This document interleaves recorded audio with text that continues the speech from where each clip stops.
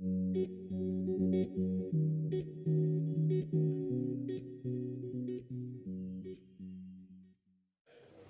up, Simon Oliver, and he's going to be even shorter.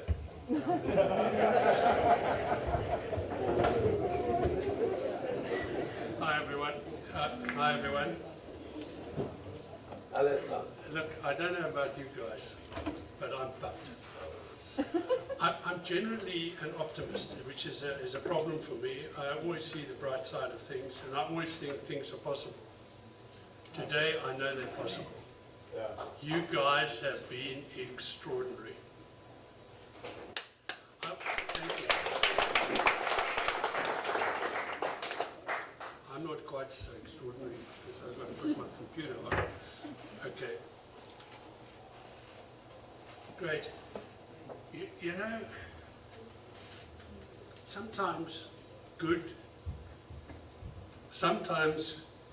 comes from most unexpected places. I run a little B&B down the road here, and we had some architects who designed the soccer fields for the 2010 soccer tournament stay with us. Strangely enough, they enjoyed themselves and came back a couple of times. But anyway, one day they came back and they were really despondent. And they were despondent because they had a project which they'd been working on in Graaff-Reinet for quite a while, and eventually this project had come to naught. So they said to me, because we were sitting around the table, you know, great, people talk about fake news. We have news around our breakfast table. You got guests from Germany and France and America and all over the place. They talk to you about real news. So anyway, they were talking to me, and they told me about this project. I said, look, no problem. I've got just the place for this project. And I spoke to Mr. Faki, who's also an optimist. And we started a development 3 years ago to have a project, a pilot project in Ekopumleni. This project is driven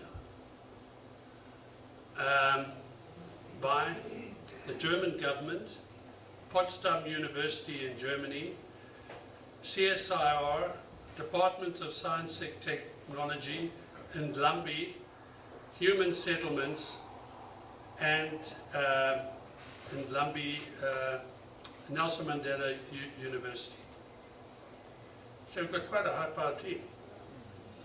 And I suppose what's happened is that over a long period of time, we found each other and realized how important this pilot project is. Because if we get it right, this is something that can roll out to many townships around the country. So here you guys, here we go.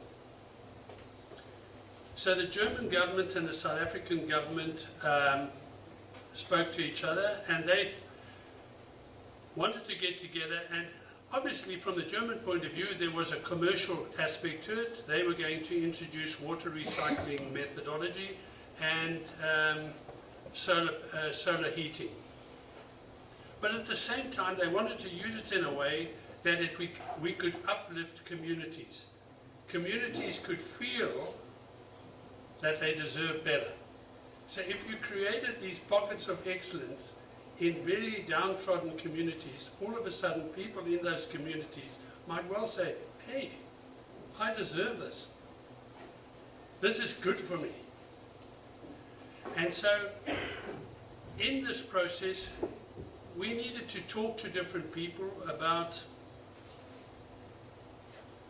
how we go about doing this. Because there's no point in putting something down in the middle of something, of a community, without having spoken to the community. So originally the plan was worked at having a whole bunch of houses. You can see that, I think you might be able to see a number up there of 100. So originally we were going to do it with 100 houses, but we couldn't find enough money, so we are doing it with 10 houses and a multi-purpose centre.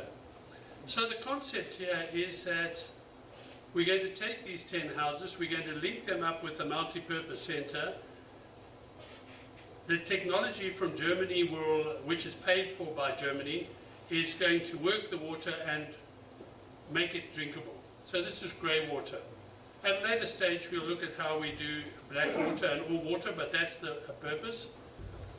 And it'll get recycled, so it can go back to those houses and can be used for showers, toilets, gardening, all sorts of things. So the whole idea is that we're reusing our water over and over, and that each of these houses will have solar heating.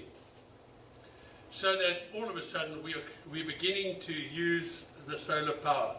Now in the multi-purpose centre, it will have the heating system, it'll have the water cleaning, and it'll also have a number of rooms. So we're still looking at the design of those rooms because we want to talk to the community about what they want.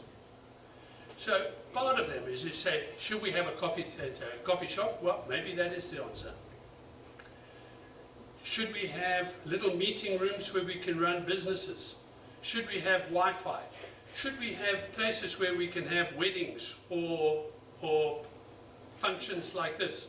And that's what's going into this multi-purpose centre. I think so what's going to happen there is, if we get businesses running, part of what we're going to learn here today is the ability to mentor people who might want to start up businesses in this multi-purpose centre. So it might be perfect for Chester and his team of economic warriors. 1 minute to go, and so that's very good. So the next thing is with this is that we're going to have different sorts of designs, and one of the important things in the community is that they all wanted a square box on a piece of ground because that's what they were used to. So what we have agreed with Human Settlements is that we can keep two of these houses and build something different. If it costs 140,000 to build a 40 square metre house, we say, hang on, what can we do with 140 square metres which might be more suitable to different groups of people? So we're going to be looking at that concept, and we're quite far down the track. So